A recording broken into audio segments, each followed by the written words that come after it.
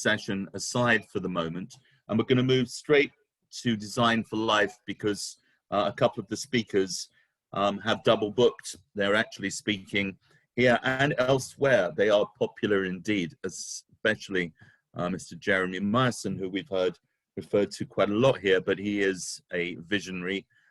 If there is such a person, he is the embodiment. But that's unfair because we have some fantastic speakers in that group. I am not going to introduce them. I'm going to introduce you to Mr. Paul Quinn. I mentioned him earlier on.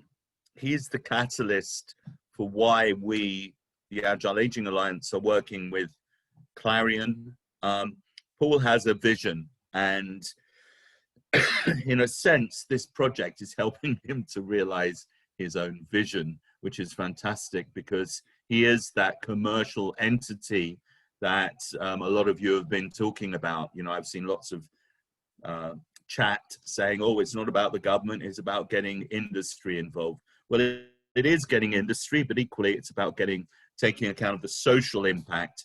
And so given that Clarion is the largest social housing organization in Europe, they're very well placed to talk about this, but Paul has a particular passion for design, and so consequently I wanted him to host this next session. So can I introduce you, Paul, so that you can introduce the speakers? And we're going to have Jeremy first, after Paul's introduced you, Jeremy, and then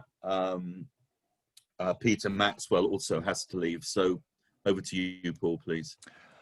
Thank you, Ian, and thank you everyone for hanging on through your lunch hour. We're hopefully going to reward you with a very interesting conversation here. We're so lucky to have this amazing panel for our discussion here this afternoon. Each of them is a leading light in the world of design, and in particular, inclusive design within the built environment. So we have with us today Jeremy Myerson from the Royal College of Art, Ian McKinnon from the Global Disability Innovation Hub, Tamada Fidei from Gensler, it's one of the largest architectural practices in the world, John Mathers, Chair of the British Design Fund, and Peter Maxwell, Director of Design for the London Legacy Development Corporation. So welcome to you all, and the format for this session gives each speaker up to 5 minutes to present on Design for Life, and provided our timings work out, we should have around sort of 15-20 minutes at the end for discussion. So without further delay, let's have the first of our speakers, which will be Jeremy. Thank you. Hello, everybody. Can you hear me okay? We can indeed. Well, Yes. it's a great pleasure to be part of this forum. I'll be very quick because we've got so many voices in this panel and I'm really keen to hear from them. But I just wanted to kick things off. We're talking about intergenerational neighborhoods. We're talking about intergenerational interaction. We're talking about the shift from multi-generational spaces, as Sarah Harper said, to kind of intergenerational living. And I just thought I'd share with you the Design Museum has just announced its Designs of the Year and the overall winner. And if I could have the first slide. This is the prize of prizes. The top Grand Prix prize went to a temporary interactive installation called the Tita Tota Wall. And you may have seen this. This is at the Trump Wall. This is at the US-Mexico border. It's designed by architects Ronald Rail and Virginia Sanfratello with the collective Chopek. And what it is a project which it creates a place where children on either side of the wall can connect playfully through 3 pink seesaws while their parents and their grandparents look on. And I saw this really as a place of intergenerational connection and also a symbol of hope. And it speaks of the need for connection, the human desire for shared space. And it kind of set me thinking about the kind of challenges that this forum has been addressing from so many angles today. And on the subject of Design for Life, Ian Spiro has kindly quoted me across social media on the need to reimagine our systems and services. And I belong to a group in the Helen Hamlin Centre for Design at the Royal College of Art, which is committed to kind of bold new design thinking around aging. And I think there are three fundamental themes that I'd like to raise. They cover three things: place, planning, and technology. So if I could have the second slide. So when it comes to place, there's an awful lot of work that has been done around inclusive design for housing, inclusive design for public space. But the focus has always been on the individual's relationship with the built environment, and not on the wider community interactions, not on the intergenerational connectivity, not on those in-between spaces that Sarah Harper talked about that enable such links. And I think there is a disconnect between inclusive design practice and intergenerational living that we need to address. And when it comes to place, I think that we understand very clearly what public space is: a promenade, a plaza, a park. And we understand what private space is: a garden, a living room, a home.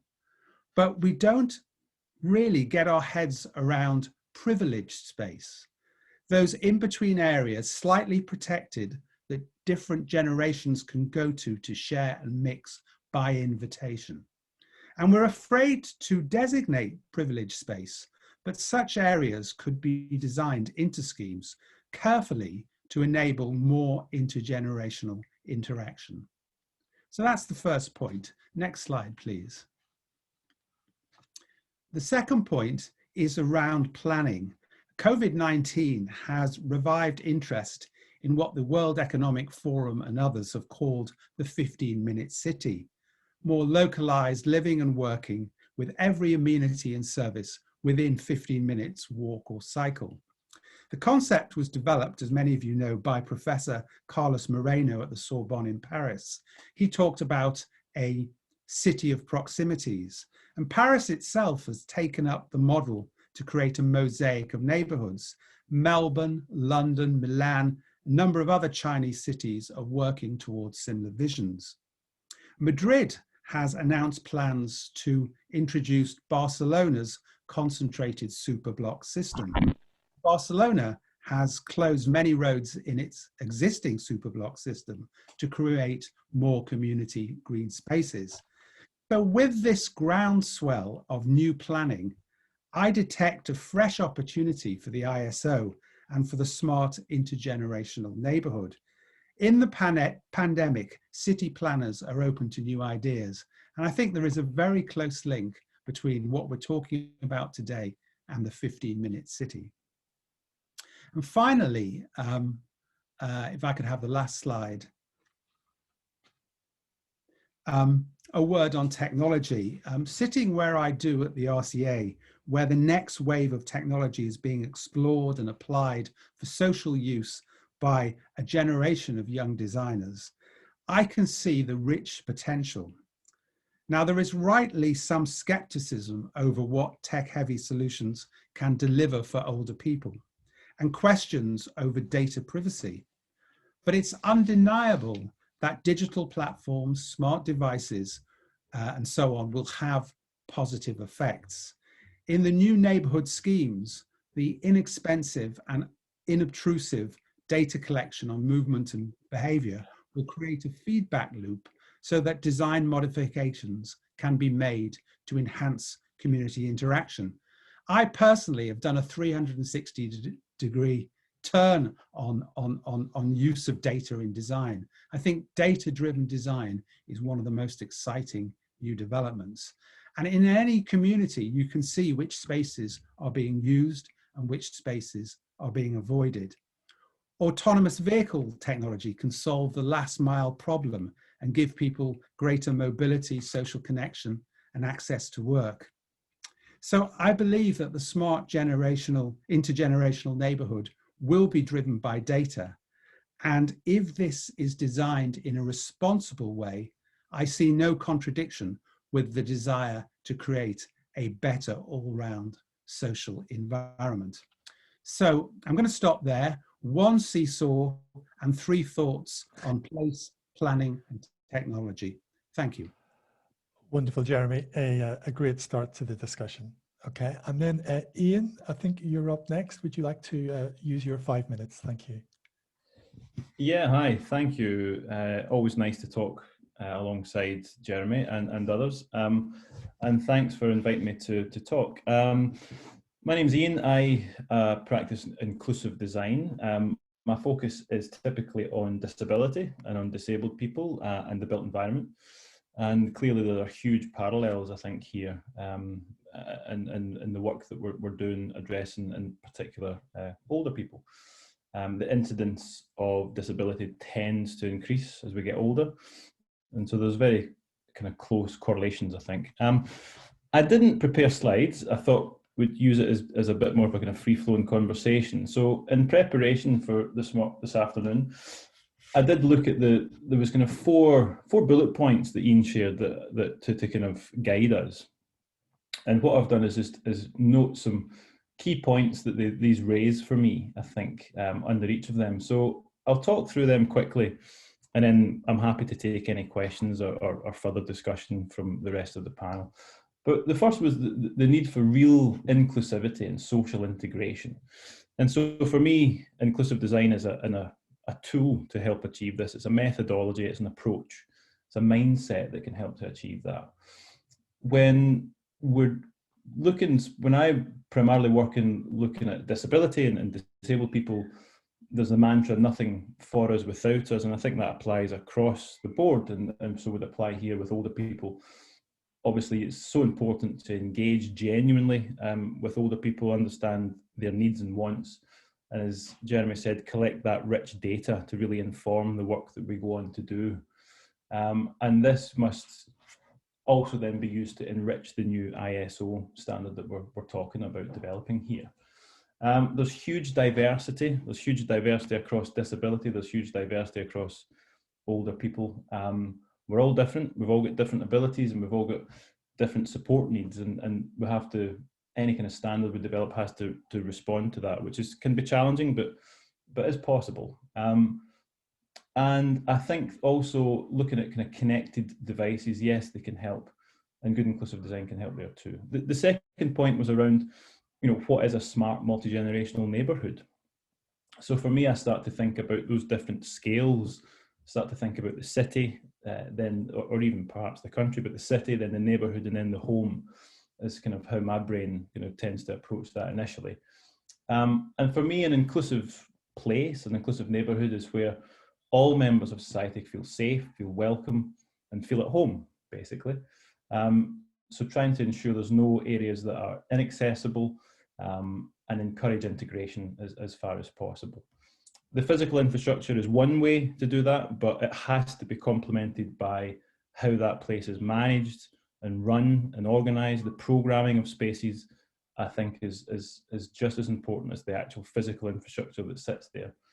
And I think you need to, how can we empower local residents to be proactive? What platforms can we use? And also a little comment there, I've recently just moved into a brand new development, a new build and a new development. And just a personal reflection, but it strikes me that new communities seem to be a little bit better at that. It's a new community, so it's like a fresh start. They're making use of new platforms and things. There's lots of Facebook groups, social media groups for the site because it's new. And whereas where we were living before, it was harder, I think, to build that. May be true, may not be true, just a reflection on my personal circumstances. The final 2 points then was to how do we ensure that this new ISO standard we're here to talk about, that we want to develop, starts off in the right track. And so for me, it's looking at what's out there, what exists, where are the real gaps, where is this rich data that we can harness, where those gaps are. It's an international standard, so we have to think about cultural differences. And in ageing, that is really an interesting, very interesting area, same as in disability. We've started working internationally with a lot more focus recently, and it's a fascinating area to kind of get into and look at across both disability and ageing. and consider ways to really encourage implementation. I think that's the key for me across these different sectors, is how you actually encourage these standards to be implemented. So for me, that's about having a framework, a clear framework, and there's parallels here to inclusive design for disabled people.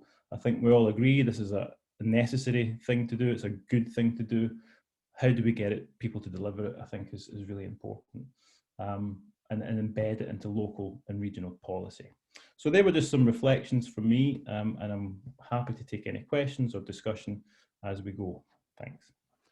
Thank you very much, Ian. Now, I'm sure we'll come back to a number of those points that you've raised there when we get the conversation going.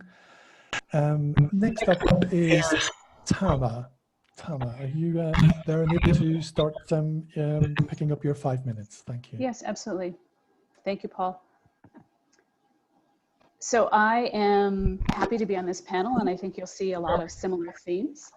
I am dialing in from Washington, D.C., which has been the spotlight of quite a bit of news over the past few months. Gensler is a global design firm with 50 offices located around the world. And our purpose is really to create a better world through the power of design to enrich the human experience. And I really first became engaged with Ian and Jeremy Yu back in December of 2019, really focused on the future of age-friendly housing and multi-generational communities. And it was actually through this forum that we began discussing the ISO standards and looking for ways to share knowledge and data while raising awareness of the goal. Next slide, please. One of the strategies from the forum was really to find ways to broaden this message across the US and to test these concepts and spread the word. These three panelists I all met in London, although we're based in the US. We developed a podcast called Equity by Design, really different aspects of the active aging conversation by redefining senior living. And we speak about the need to create equitable housing. We provided strategies on shaping multi-generational communities, described and spoke against ageism in the US, described the challenge of isolation and loneliness as a result of the pandemic, and shared a global discussion around the ISO standards framework, providing listeners resources and content to address the fundamental inequalities in the way our societies are currently being built. Next slide, please. We've also been sharing content about the learnings from the pandemic, which many of you on these panel discussions have discussed, but real feedback from older adults. And to be clear, the US is only now starting to distribute the vaccine, and most of our population is still living highly isolated. This is a blog post sharing 5 themes in designing for longevity, and I'll touch on just 2 of them. At a macro level, we're really looking at system-wide thinking, again, using design as a lever to eliminate ageism. We've utilized many of the ISO standards through the lens of age-inclusive design, taking into account vision, hearing, balance, memory, touch, to really design more homes, communities, and cities in a manner that enrich the lives of people and older adults. Some examples are wider sidewalks, slow streets, better focused street lighting, parks with activities for people of all ages, multi-generational living strategies. The opportunities are really endless. And at a micro level, we're really shaping the interior of our buildings to more clearly define and expand private and semi-private living areas, delivering amenities closer to residents, extending thresholds, if you will, and really looking at ways to keep older adults safe and healthy. Next slide, please. Jeremy, you'll see some similarities here, but apparently it takes us 5 more minutes to look at a 20-minute city. And really, this is replicating an early 20th century model of urban design in which residents' need from housing and schoolwork and leisure activities can all be found within a 20-minute walk or scooter ride from their home. So placemaking, Sarah, which you mentioned in your IGSS presentation. We're using this diagram as a method of discussing the needs for mixed use neighborhoods, changing zoning regulations, and integrating people of all ages into the conversation. The topic focus shapes conversations around equity, but also all of these elements are totally required for healthy living. As a part of the housing conversation, I'm actively engaged in discussing inclusion of older adults. I'm on the mayor I'm on the Mayor of Washington, D.C.'s Age-Friendly Task Force, which brings many of these topics previously discussed into our city. Not only is the retirement community in which I live, or the community in which I live, Capitol Hill Village, a 20-minute city, it's actually also a naturally occurring retirement community, or a NORC as we call them. And the neighborhood is richly age diverse. So the idea of intergenerational housing is still somewhat new for our clients and customers. So we're really working with developers to reframe their business model and marketing model to more clearly explain the financial incentives that can occur. Next slide, please. So as I close, there are really three themes on the focus of all of our work this year. Promoting well-being for all, including older adults, as we previously all have spoken about. Continuing to integrate and develop technology into the built environment, where that can assist everyone to live longer independently, whether it be health apps, robots assisting with the daily activities of daily life, or touchless door openers. And lastly, really developing and integrating age-inclusive designs and standards, changing the dialogue around longevity, and the need for design to be one of the leading components in systemic improvements in the built environment. Next slide. So as we continue to scale our work, we look to the ISO standards and develop solutions where everyone can live authentic, productive, internet-connected lives. And we're committed to sharing resource learnings and excited to continue to be engaged in this conversation. If I can be of further assistance, please do reach out, give me a buzz. Thank you. Thank you very much indeed for that, Karen. All fascinating stuff. So next up is John Mathers, Chair of the British Design Fund. So John, over to you.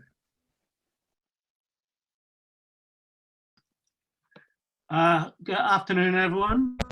It's been a brilliant day session so far, and I'm struck by how we all seem to be working from the same agenda. But if I had one constructive criticism, it would be that we're all preaching to the converted, to each other. And it's vital that we reach out and encourage and mentor the next generation who will be taking on the mantle of truly bringing smart multi-generation neighborhoods to life and working with the standards that we know will still be so important.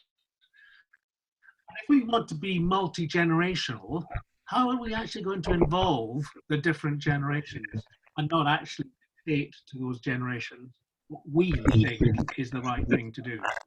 So I want to tell you about Moby, and Moby is a charity founded by George Clark, who's a well-known TV presenter in the UK.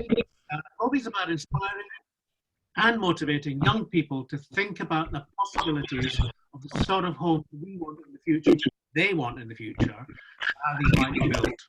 We could go on all day about the things that we are doing, but at its heart, if you look at the next slide, it's about education, engagement and innovation with the young homemakers of the future. So let me tell you about one thing we've done recently, and if we could just look at the next chart. The Home of 2030 Young Persons Design, December 20. Next chart. With the final judging and announcement of the winners and runners of the competition. And the next chart again. And significantly, the challenge was a joint project run between the Ministry of Housing, Communities and Local Government, the Department of Business, Energy and Strategy, and the Health and Community Care. John, sorry to interrupt. Listen, I'm just thinking, if people who are not speaking could switch off their cameras, maybe this will make a difference. We haven't seen this before, but obviously, if anybody is not muted, then they should do so. We're going to try this in the first instance anyway. So unless you are actually speaking and need a camera, then switch off for the time being. Thank you. Sorry, and am I not coming across very well? No, you're coming across fine. The problem is we're getting some feedback, which started about 10 minutes ago or so. So we're trying to see what we can do to address it technically. Right. So I was just saying it was important that's three government departments actually talking to each other, which is pretty cool. Anyway, the brief required the entrance to look at healthy aging to meet the grand challenge objective of allowing older people to live in their own home for 5 years longer. And it was managed by a consortium of institutions. So MOBE, we led the Young People's Challenge, but also a BRE council and a steering group of the design of the government departments above. Put it into context. I mean, home is the most important piece of architecture in our lives. Our homes are the corner of the world where we root. Expressions such as home is where the heart is and there is no place like home tell us that the home is the physical one. And let me tell you, the youngsters get that. The design and construction of the homes of 2030 wasn't just about good buildings, but about creating a series of spaces that have meaning and heart. The competition challenged students to design places in which people could and would, and they were part of that, live in.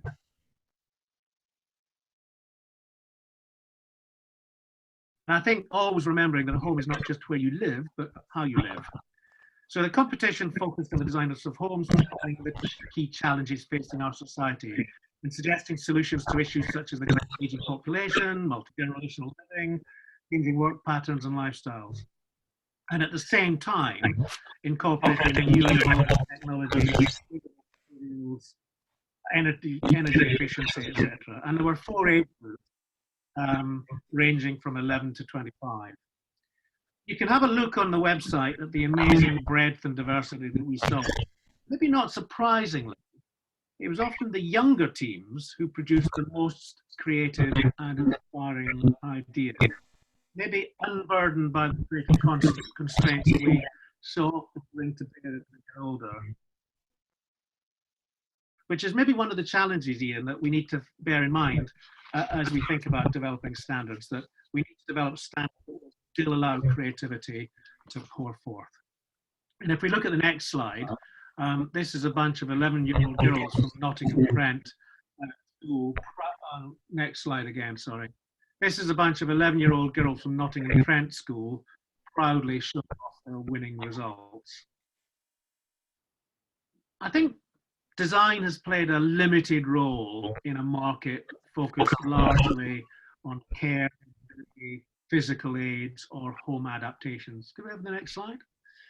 And there are, of course, notable exceptions like beautifully crafted grab hotel staff, residential care, and cleverly engineered wheelchairs.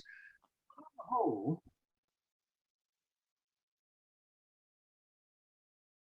a aspiration and often effective utility, and older people have just got used to accepting this.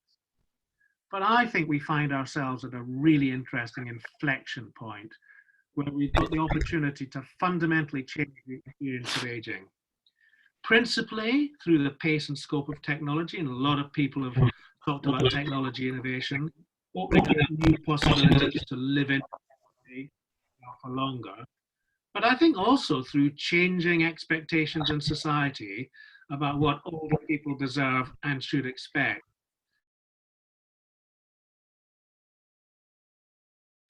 The older people with different expectations of what it is to age well. So if we could just have a look at the last slide. No, that last slide again, sorry, the very last slide.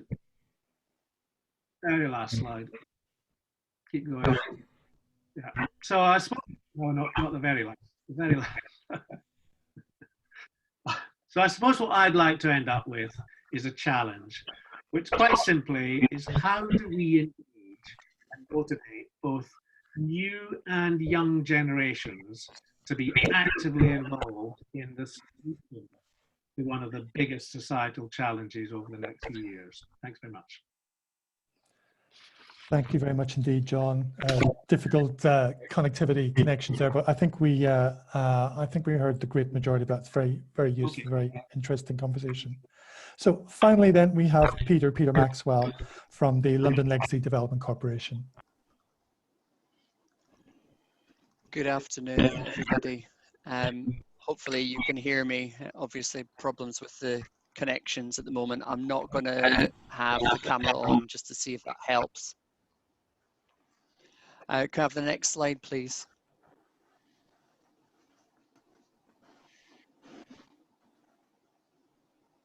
Thank you. So I'm speaking to you today from London.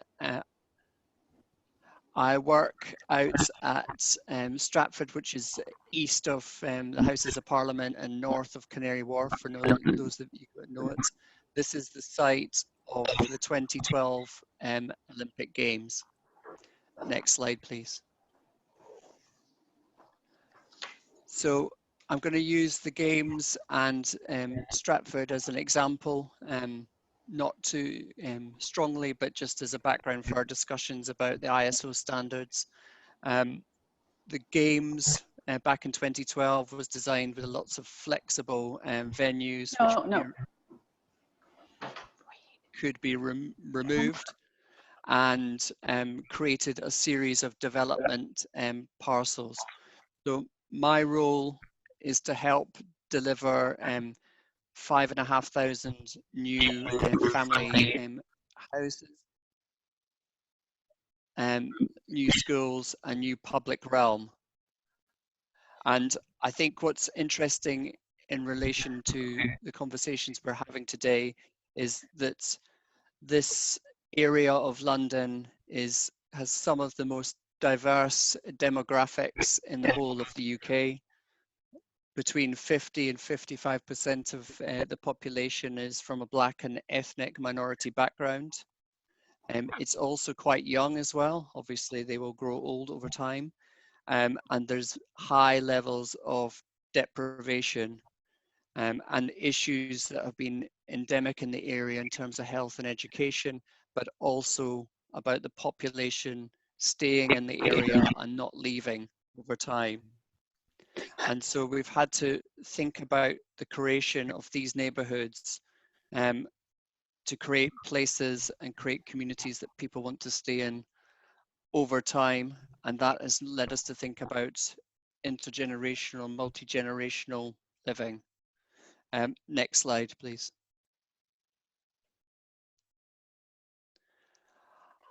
I think this is a really old example from Stuart Brand about how buildings learn, but kind of interesting in relation to our discussion about the fast and slow layers of the built environment. And some things take a long time to change once they're there. So the site or the location of where you're building is always going to be there.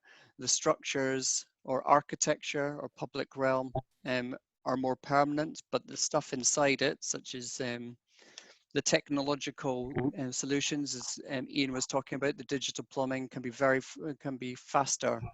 And I just want to pick up two issues in terms of master planning and buildings and spaces. There's probably some of the much more slower layers in comparison to digital, and speak about them next. So next slide, please. So I'm interested in discussions about master planning standards as part of this ISO. I think there's two elements to it. There are kind of areas that the local authority or the government have an impact on. So, and I would define those as kind of location. So where are these new sites coming forward if they are new urban sites like the one I'm showing you here, which is one of our neighborhoods called Chobham Manor, and how good is the transport connections to that new neighborhood? How good is the existing connections to the natural environment? And then the second point in terms of, I suppose, master planning standards is related to the developer or the housing provider that they can help define. So in terms of the level of walkable neighborhood they're creating, the plots and block sizes, the offer of housing typologies and types that are provided, the inclusive level of street, landscape and public realm design, the orientation and layout and location of amenity and community space. And I think that these things take a long time to develop. So how do you have kind of interim solutions as the phasing kind of happens? So key kind of issues. They've been talked about before in other documents in the UK, like Lifetime Neighbourhoods and the Happy reports that Lord Best referred to before, but how do we refine them and bring them together? Next slide, please. And then at the building level, how do we define kind of the buildings and spaces in terms of this ISO standard? For myself, at London Legacy Development Corporation, we have developed specific standards on quality of design, inclusive design standards with Ian, who's also on the panel today, and we used to work together, and sustainability that are above the minimum of what's expected through government standards in the UK. And I think a couple of things just to kind of put out there. Key thing is probably space standards. Space standards, do we ever provide enough space within the developments that we build? Because to me, that is key about their future adaptability and future use. In the Olympic Park, we've deliberately built larger than you would find in most private sector developments. But that comes at a trade-off between other issues in terms of viability and other market forces. But that we believe is critical if we're going to create kind of properties that people want to stay in longer term and have opportunity as their life and demands kind of change throughout. Next slide, please.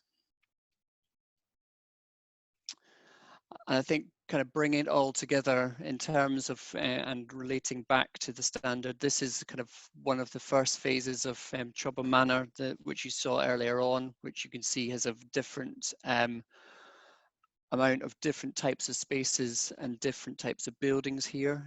At the front of the screen, the black and white buildings are multi-generational homes, which are a specific typology that was developed for this scheme, which allows a larger kind of family to live together. So these are kind of 5-6 bedroom houses, which have annexes so that there can be separation for teenagers or other things.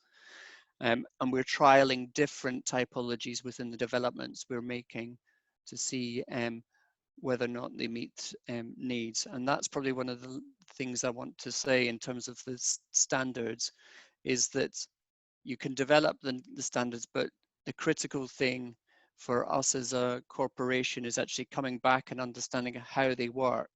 So you can do that in terms of technically how they work from a sustainability point of view or energy, but really actually how do they work for the community, and whether or not what you planned at the beginning is actually what eventuates the end. So for me, it's how, with this ISO standard, how do we continually learn from projects that are being built and learn those lessons so that we can continue to refine the standard as it is created. Thank you. Thank you very much indeed for that, Peter. I'm sure we're going to hear a little bit more about Chobham Manor a little later when Manisha gives her presentation.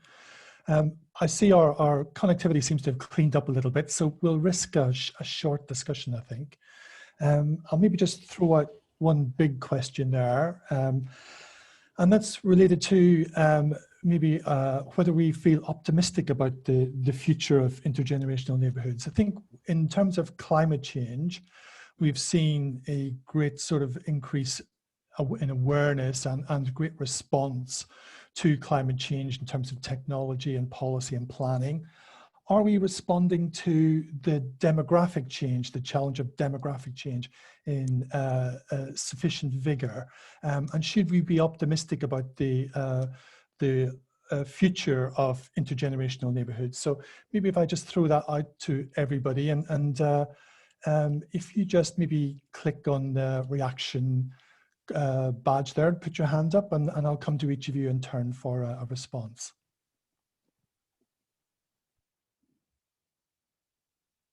Who would like to go first? Yeah, I will jump in. I think we have to be optimistic.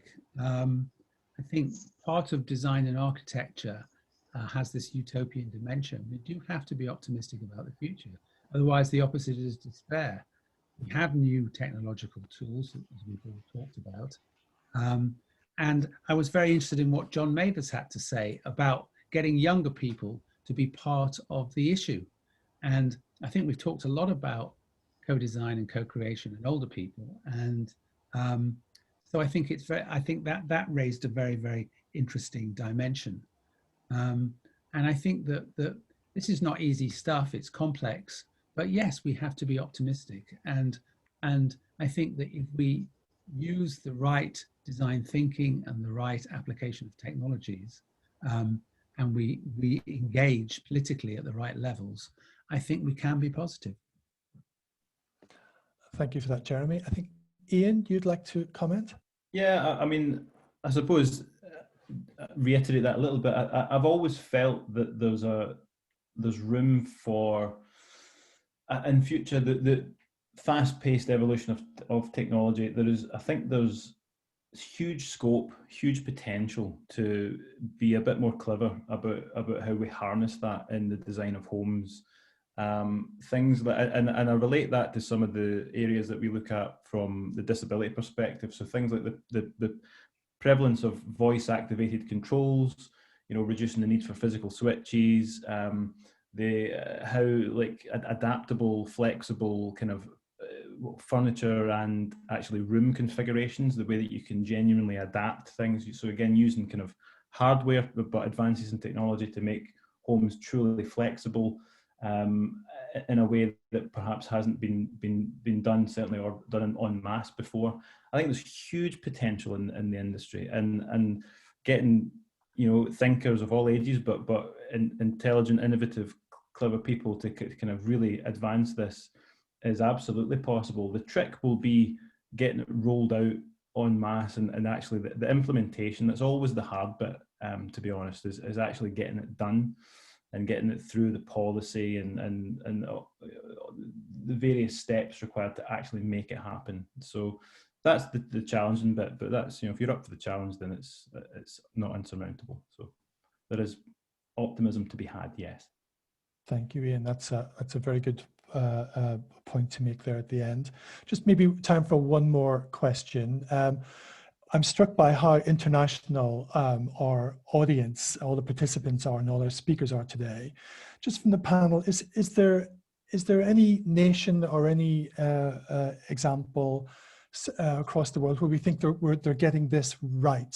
Who should we be looking to for best practice in terms of working on intergenerational neighborhoods? Paul, it's Tama. I can't raise my hand. But that's okay. A quick comment. We've seen a lot of real innovation coming out of Japan. So we are looking at ways that they are, because of their culture, already in some respects living in multi-generational and intergenerational spaces. So we've been doing some study with our office there and looking at how to replicate that in the culture of the US. That's really interesting. I know one of our speakers later on this afternoon is also going to focus in on Japan. That's very interesting. Anyone else like to contribute to that last question? Well, it's Peter here. I think reference back to those HAPPY reports, even though they're old now, some of them 2009, there is still a good throughput of examples coming from Germany, from elements of Switzerland, also from some of the kind of Nordic countries as well. Mm-hmm. That's really, really good quality, both small scale and larger scale. They just seem to get it right more often than maybe we do. So yeah, I would kind of suggest looking back on some of them are definitely worth it, with some of the feedback of actually people that lived there as well. Really helpful. Yeah, that's a really important point. That sort of, I think is one of the points Ian made in his presentation. It's not just about the sort of design and the physical, it's about the operation and the living experience. And sometimes that gets lost in this whole discussion. Any last points people would like to make just before we wind this session up? Just a very small one is just a reflection on, where things are done well, and the point about Japan. It's an interesting one, so I'll make it. It's just about again, thinking about disability, but again, looking at this is an international standard, so address culture is going to be an important aspect to kind of weave through somehow. But it's interesting how, for me, we've worked in Japan and worked with Japanese colleagues, and just how culturally they do kind of, you know, there's a culture to kind of take care and support the older generation. And that has filtered down to disability and disabled people, that they will look after and kind of take care of them and support them.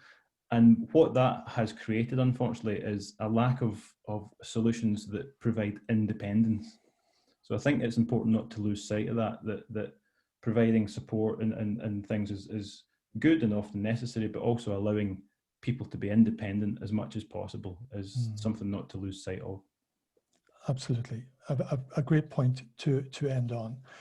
Just thanks everyone for your contribution. I know the connection wasn't great, but hopefully everyone caught the gist of it. I just thought for what we've been talking for about 45 minutes or so, some real nuggets of thinking and ideas and suggestions in there. So hopefully we'll be able to, through the chat, pick up on some of that when people have a bit of time to reflect on today. So thank you very much indeed for your time. It's really appreciated. And I hope some of you at least can stay on for the rest of the day, which continues, I hope, to be just as interesting as this morning session has been. Thank you very much indeed. Thank you, Paul. Yes, thank you, Paul. Thank you all. Actually, I was delighted because curating a group like you lot, putting you together and seeing what happened was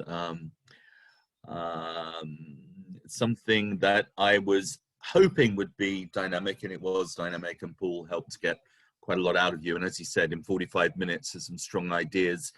I was particularly keen for Ian's contribution as well, because I knew that as a champion of inclusivity, that he would make a strong point as to what we need to get right in regard to disability, or should we say for ability in terms of informing the development of the standard.